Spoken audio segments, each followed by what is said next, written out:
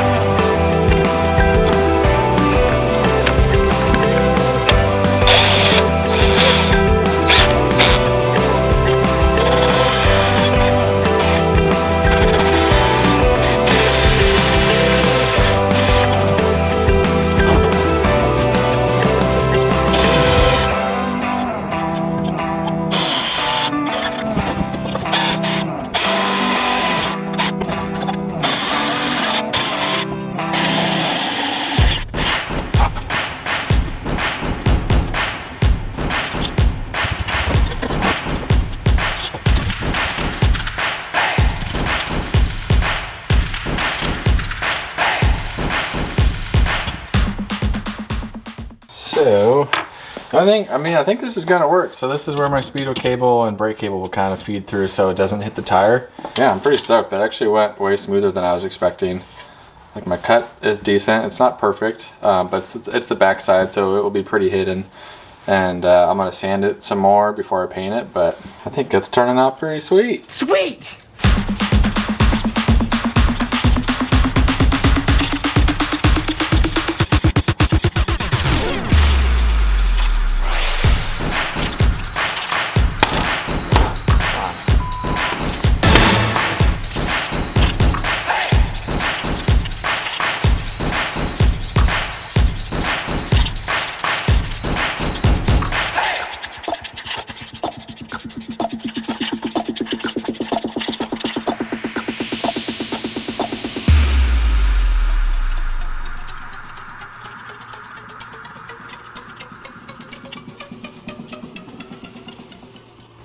Bro. Bruh. Why will this not thread? Oh my gosh, finally. That did not want to go in. What the heck? That's what she said. Come